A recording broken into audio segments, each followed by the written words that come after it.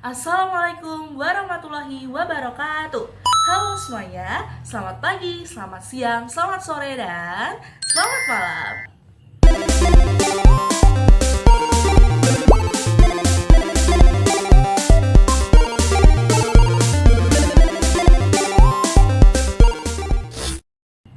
Kalian pernah gak sih kepikiran bagaimana kehidupan kerajaan-kerajaan pada zaman dahulu?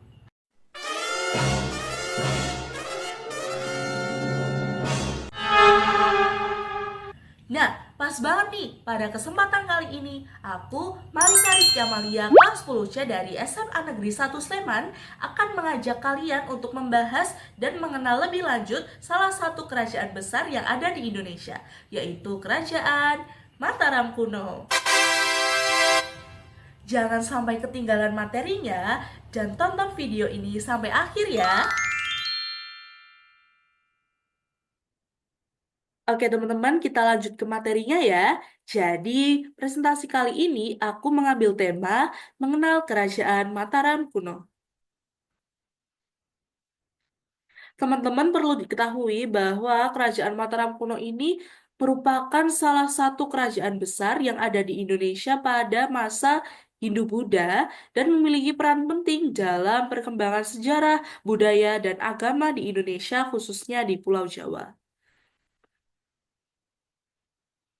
Pada presentasi kali ini, aku akan menyampaikan beberapa materi. Yang pertama adalah latar belakang berdirinya kerajaan, yang kedua masa kejayaan, yang ketiga fase kemunduran, yang keempat adanya peninggalan-peninggalan, dan yang terakhir ada daftar pustaka. Oke, langsung saja. Yang pertama ada latar belakang berdirinya kerajaan. Kerajaan Mataram kuno atau bisa disebut Kerajaan Medang atau Ibumi Medang Mataram berdiri sekitar tahun 732 Masehi yang ditulis dalam Prasasti Canggal. Dalam Prasasti Canggal ini juga disebutkan bahwa Raja Sanjaya ini merupakan raja pertama dan pendiri dari Kerajaan Mataram kuno. Kerajaan Mataram kuno ini berdiri dan berkembang di wilayah Jawa Tengah yang memiliki tanah yang subur dan dikelilingi oleh pegunungan, gunung, serta sungai. Kondisi geografis ini sangat mendukung dalam perkembangan pertanian, sehingga masyarakat di zaman eh, Kerajaan Mataram kuno ini hidup sejahtera. Mataram kuno juga berkembang karena adanya pengaruh budaya India, khususnya agama Hindu dan Buddha. Dalam perkembangannya dituliskan bahwa kerajaan Mataram kuno ini dipimpin oleh dua dinasti, yaitu yang pertama ada dinasti Sanjaya, dinasti ini bercorak Hindu, dan dinasti Sailendra yang bercorak Buddha. Hal ini menunjukkan bahwa sejak awal Mataram kuno memiliki dinamika politik dan keagamaan yang cukup kompleks. Oke, untuk contoh sungai yang ada di wilayah Mataram kuno itu yang pertama ada Sungai Bogowonto, yang kedua ada Sungai Progo, Sungai Elo, yang keempat ada Sungai Opak, yang kelima ada Sungai Bengawan Solo. Oke, untuk gunung dan pegunungan yang ada di wilayah Mataram kuno itu contohnya ada Gunung Sewu, Pegunungan Serayu, Gunung Prau, Gunung Sindoro, Gunung Sumbing, Gunung Ungaran, Gunung Merbabu, Gunung Merapi, Pegunungan Kendeng, Gunung Lawu, dan Gunung Kidul.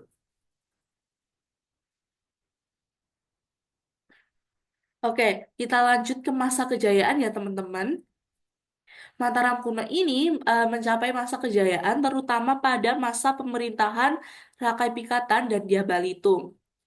Sebenarnya pada masa pemerintahan Raja Samaratungga itu juga termasuk dalam masa kejayaan, tetapi ia lebih menjorok kepada masa kejayaan dinasti Sailendra yang bercorak Buddha. Jadi di sini eh, aku tuliskan bahwa masa kejayaan dari Mataram kuno ini pada masa pemerintahan Rakai Pikatan dan Dyah Balitung.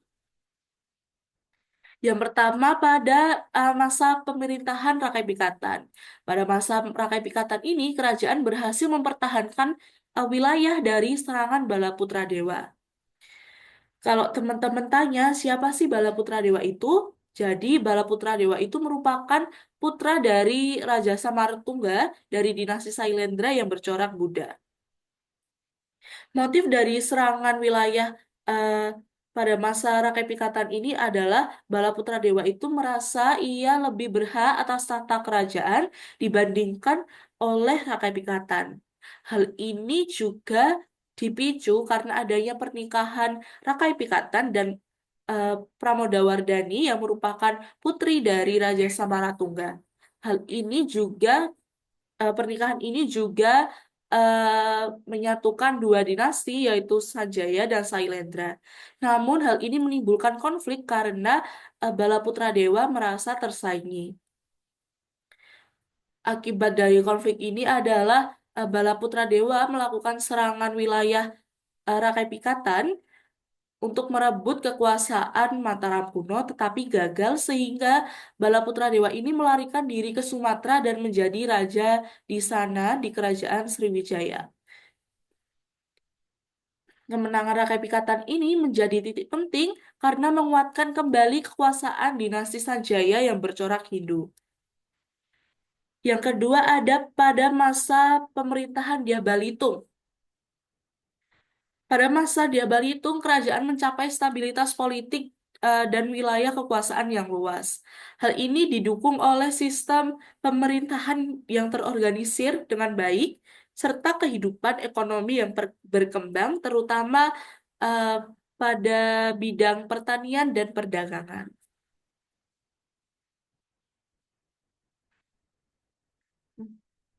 Oke, setelah beberapa saat kerajaan Mataram kuno ini mencapai masa kejayaan, kerajaan Mataram kuno ini juga mengalami kemunduran pada abad ke-10 Masehi yang dipicu oleh bencana alam, khususnya bencana alam letusan dari dahsyatnya Gunung Merapi. Yang kedua ada konflik internal karena adanya perebutan tahta dan serangan eksternal dari kerajaan Sriwijaya.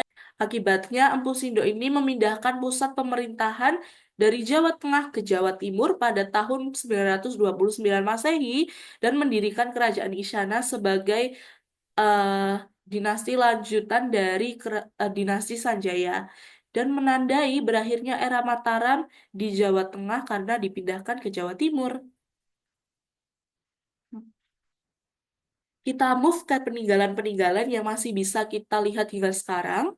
Yang pertama ada prasasti-prasasti. Contohnya yang pertama ada prasasti Canggal pada tahun 732 Masehi yang ditemukan di daerah Magelang. Prasasti ini menyebutkan Sanjaya sebagai pendiri kerajaan. Seperti yang sudah aku jelaskan tadi, prasasti Canggal ini berisi pendirian lingga yang merupakan simbol Hindu Siwa dan menjadi bukti awal berdirinya dari Mataram kuno.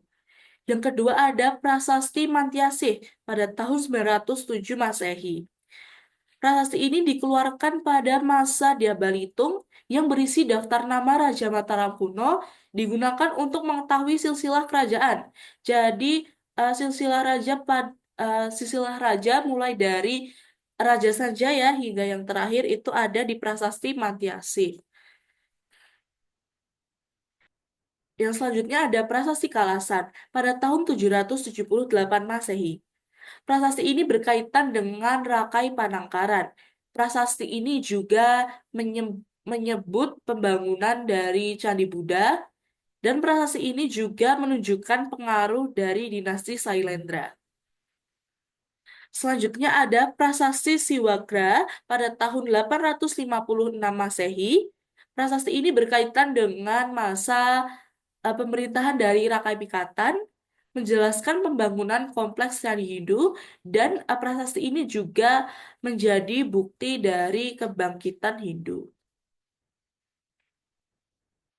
Selain prasasti, peninggalan-peninggalan yang masih bisa kita lihat hari ini adalah candi. Yang pertama contohnya adalah Candi Borobudur yang merupakan candi Buddha terbesar di dunia yang dibangun oleh dinasti Sailendra yang menggambarkan ajaran Buddha dan kehidupan manusia.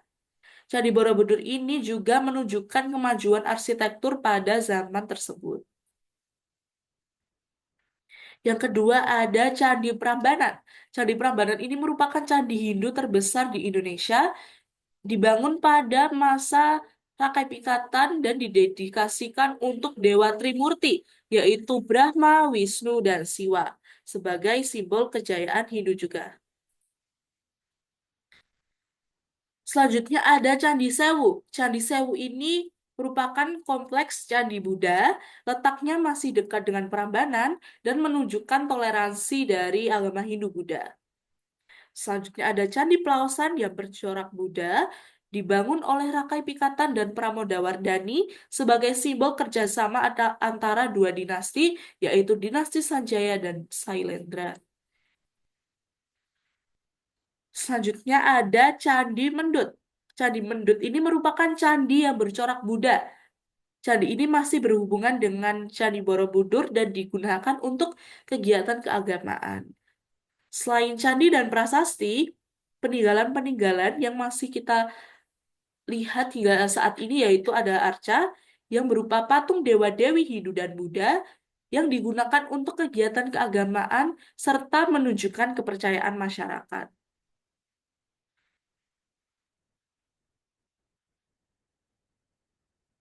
Materi-materi yang saya sampaikan tadi bersumber pada satu modul pembelajaran praktis, modul pembelajaran IPS Sejarah SMA kelas 10, bab kerajaan-kerajaan, khususnya pada Kerajaan Mataram kuno. Yang kedua, ada Jurnal Historia, Jurnal Pendidikan dan Ilmu Sejarah dari Universitas Negeri Yogyakarta. Yang ketiga ada jurnal historis dari Universitas Muhammadiyah Mataram. Dan yang keempat ada artikel edukasi sejarah Kerajaan Mataram kuno dari kompas.com. Dari materi-materi yang sudah aku sampaikan tadi, dapat disimpulkan bahwa Kerajaan Mataram kuno itu merupakan salah satu kerajaan besar yang ada di Indonesia dan memiliki pengaruh penting dalam sejarah Indonesia melalui perkembangan politik, ekonomi, dan budaya yang maju, serta berbagai peninggalan yang masih ada hingga saat ini. Mataram kuno menunjukkan bahwa peradaban di Indonesia sudah berkembang sejak masa lampau. Nah, teman-teman, itu tadi merupakan video penjelasan tentang Kerajaan Mataram kuno. Tadi kita sudah membahas latar belakang, masa kejayaan, fase kemunduran, hingga peninggalan-peninggalan Kerajaan Mataram kuno yang masih bisa kita lihat hingga saat ini. Semoga video yang aku buat ini bisa membantu kalian untuk lebih mengenali dan memahami Kerajaan Mataram kuno. Terima kasih buat kalian yang sudah menonton video ini hingga akhir. Dan maaf jika masih ada kekurangan yang aku sampaikan tadi. Sekian dari aku. Assalamualaikum warahmatullahi wabarakatuh. I just had to let you know you're